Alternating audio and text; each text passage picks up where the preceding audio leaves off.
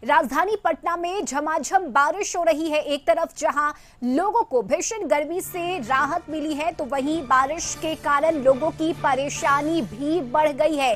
कई ऐसे इलाके हैं जहां जल जमाव की वजह से आने जाने वाले लोगों को परेशानी उठानी पड़ रही है। ये बड़ी खबर आपको राजधानी पटना से बता रहे हैं, जहां कई ऐसे पॉश इलाके हैं जहां जल जमाव की स्थिति देखी जा रही है और वाहनों के परिचालन पर भी इसका असर पड़ रहा है। ये बड़ी खबर आपको बता रहे हैं और ये तस्वीरें देखिए, ये तस्वीरें राजधानी पटना की है, जहां एक तरफ लगातार बारिश हो रही है तो वहीं दूसरी तरफ राजधानी पटना पूरी तरह से डूब चुका है। कई ऐसे पॉश इलाके हैं जहां पानी भर चुका है और जल जमाव की वजह से लोगों की परेशानी बढ़ गई है।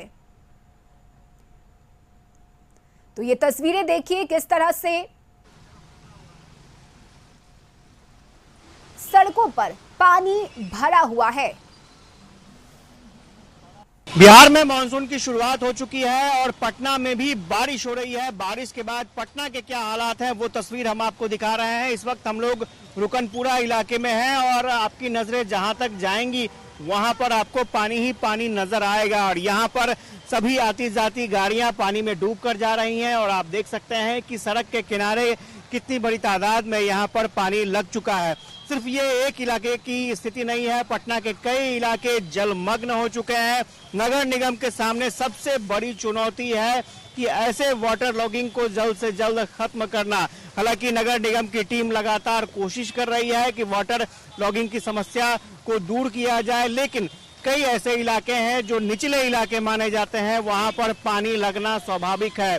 अगर इस दौरान, चूंकि मानसून से पहले लगातार ये कोशिश की जाती है कि सीवरेज और ड्रेनेज जो सिस्टम है उसको दुरुस्त कर लिया जाए, जो नालियां हैं उसे साफ कर लिया जाए, नगर निगम की तरफ से कवायद भी की जाती है, लेकिन उसके बावजूद ये तस्वीर हम दिखा रहे हैं आपको पटना के रुकनपुरा इलाके की और यहाँ पर वाटर लॉगिंग की बहुत ही बुरी स्थिति है। क्योंकि अगर बारिश की बात करें तो अभी बरसात की शुरुआत हुई है, ऐसे में चुनौतियां कम नहीं होंगी, चुनौतियां और बढ़ती जाएंगी क्योंकि अभी पूरा मानसून बाकी है। ऐसे में पटना के लोग फिलहाल राहत उम्मीद नहीं कर सकते हैं क्योंकि ये एक इलाके की तस्वीर है। कई ऐसे इलाके हैं, राजेंद्र नगर का इलाका, कंकड़बाग का इलाका, लोहानीपुर का इलाका, कई ऐसे इलाके हैं, नाला रोड का इलाका, और इन इलाकों में वाटर लॉगिंग बहुत जबरदस्त होती है। स्वाभाविक तौर पर इस बार ये माना जा रहा है कि बरसात बहुत अच्छी होगी क्योंकि बारिश लेट से शुरू हुई है लेकिन पानी बहुत ज्यादा होगा और ऐसे में नगर निगम और नगर विकास विभाग के सामने सबसे बड़ी चुनौती पटना जैसे शहर को वाटर लॉगिंग से मुक्त कराना है। कैमरा पर्सन प्रदीप के साथ आशुतोष चंद्रा, कशिश न्यूज, पटना। तो राजधानी पटना में बारिश के बाद ये स्थिति बन गई है कि अब आने जाने वाले लोगों को परेशानी उठानी पड़ रही है और ज्यादा जानकारी लिए सहयोगी आशुतोष इस वक्त हमारे साथ जुड़ गए हैं। आशुतोष, अभी तो ये बारिश शुरू ही हुई है और ये स्थिति है पटना में, कई ऐसे पॉश इलाके हैं जहां जल जमाव हो चुका है और लोगों को काफी दिक्कतों का सामना करना पड़ रहा है। नहीं, इस बात की आशंका पहले भी थी। हालांकि पिछले दिनों नगर विकास विभाग के मंत्री ने सभी जगहों का दौरा किया था और अधिकारियों को निर्देश दिए थे कि जल जमाव की अगर स्थिति बनती भी है तो ज़्यादा देर तक जल जमाव ना हो, ये ख्याल रखा जाए। और नगर निगम के तरफ से जितने भी सम्प हाउसेस हैं वहाँ पर ये कोशिश की जा रही है कि उसके आसपास कहीं भी पानी न लगे। नगर विकास विभाग ये कोशिश कर रहा है कि सम्प हाउस कंटिन्यू चालू रहें।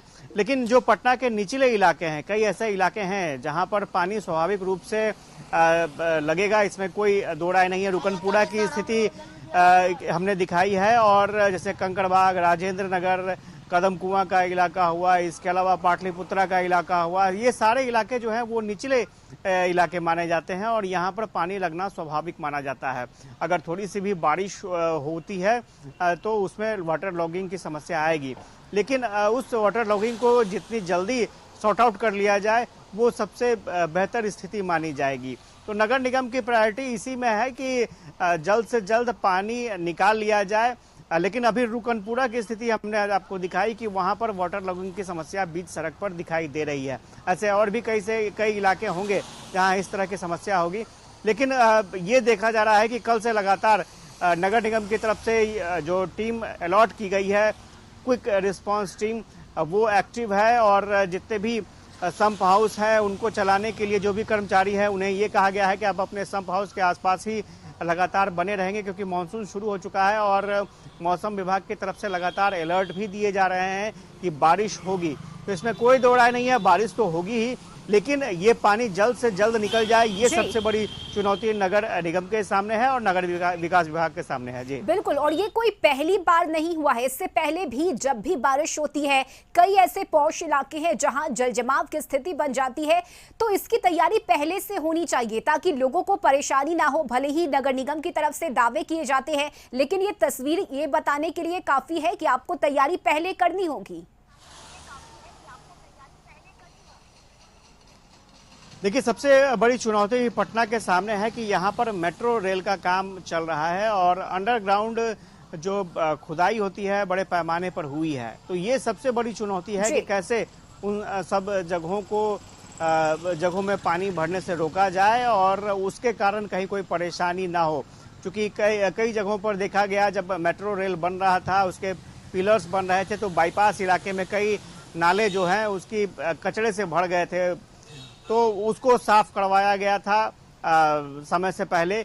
लेकिन सिर्फ वही समस्या नहीं है, इसके अलावा जो सीवरेज पर काम चल रहा है लगातार, उसके कारण भी जगह जगह खुदाई की गई थी। हालांकि मानसून से पहले ये कहा गया था कि आप खुदाई को तत्काल बंद कर दें और जहां जहां खोदे गए हैं इलाके, वहां पर तत्काल उसे भर दें। तो सीवरेज का जो काम, ड्रेनेज का जो काम चल रहा था, वहां एक समस्या हो सकती है खुदाई के कारण। मेट्रो प्रोजेक्ट के कारण कई नाले पर संकट आ गया था, वो भर गए थे, उनको साफ करना एक चुनौती थी, वहाँ भी एक संकट हो सकता है।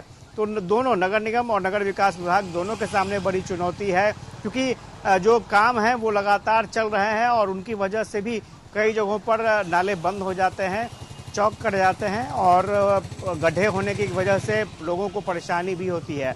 तो स्वाभाविक तौर पर ये 2-3 चुनौतियाँ हैं जिससे निपटना बहुत ज़रूरी होगा। लेकिन फिलहाल अभी जो स्थिति बन रही है, बारिश अभी कम हो चुकी है, बहुत कम बारिश हो रही है, और लेकिन कुछ देर पहले तक बारिश काफ़ी हुई थी।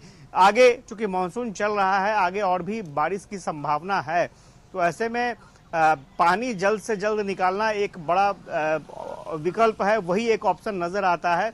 वाटर लॉगिंग तो होगा, इसमें इसे रोका नहीं जा सकता है, लेकिन जल्द से जल्द पानी निकल जाए, ये सबसे बड़ी। बिल्कुल आशुतोष, और आज के दिन को लेकर भी मौसम विभाग की तरफ से ये कहा गया है कि आज दिन भर बारिश होगी, तो इसे लेकर भी अलर्ट रहना होगा। एक बार जरा कैमरे के माध्यम से राजधानी पटना की जरा तस्वीरें भी दिखाइए, क्योंकि आसमान पर बादल छाए हुए हैं और बारिश को लेकर आज भी अलर्ट जारी किया गया है मौसम विभाग की तरफ से। तो जरा आसमान की क्या तस्वीर है, क्या वहां आप देख पा रहे हैं? नहीं, जिस इलाके में हम हैं यहाँ पर वाटर लॉगिंग की समस्या नहीं होती है। ये दरोगा रथ रायपथ बोलते हैं इस इलाके को। लेकिन अभी आसमान की बात करें तो आसमान में बादल छाए हुए हैं। हम कैमरा पर्सन से कहेंगे कि जरा आसमान की तस्वीर दिखा दें, क्योंकि आज जो आसमान में तस्वीर दिख रही है वो लगभग कमोबेश पूरा दिन ऐसे ही हालात रहने की उम्मीद है। और आसमान में अगर इस तरह के हालात रहेंगे तो स्वाभाविक तौर पर बारिश की संभावना भी ज़्यादा बनेगी, और इसमें कोई दो राय नहीं है कि बारिश अगर होती है तो नगर निगम के ऊपर बहुत ज़्यादा चुनौती होगी, बहुत ज़्यादा दबाव होगा। हालांकि ये इसमें कोई दो राय नहीं है कि नगर निगम की तरफ से भी कोशिश की जा रही है कि जो भी पानी लगे उसे जल्द से जल्द निकाल लिया जाए। और इस मानसून को लेकर के काफ़ी पहले से, यानी 6 महीने पहले से तैयारी शुरू हो जाती है। जो सीवरेज ड्रेनेज हैं उनको साफ करने का काम शुरू हो जाता है, और जहां कुछ चूक रह जाती है, कमी रह जाती है, वही नाले जाम होने की बड़ी वजह बनते हैं। तो ऐसे भी कई इलाके होंगे जहां पर इस तरह की परिस्थिति बनेगी। लेकिन यही कहा जा सकता है कि देखना दिलचस्प होगा कि आगे जो मानसून है उसका क्या रुख होता है, या फिर कितनी बारिश होती है। अगर ज़्यादा बारिश हो गई तो फिर संकट हो सकते हैं, 2019 वाले हालात हो सकते हैं। एक हफ्ता तक पटना जो था वो जल बंधक की तरह रहा था, कई जगह नाले खुदे हुए थे, सीवरेज सिस्टम, ड्रेनेज सिस्टम पूरी तरह से बैठ गया था और उस घटना से सीख लेते हुए बहुत सारी तैयारियां की गई हैं और मुझे लगता है उसका असर भी दिखने को मिलेगा। तो देखते हैं आगे और किस तरह की तस्वीरें निकलती हैं। बिल्कुल, साथ ही ये भी जरूरी है कि समय रहते नगर निगम जल निकासी को लेकर तमाम व्यवस्था करवा ले ताकि 2019 में जैसी तस्वीर थी वो दोबारा ना देखने को मिले। बहुत शुक्रिया आशुतोष आपका तमाम जानकारी के लिए।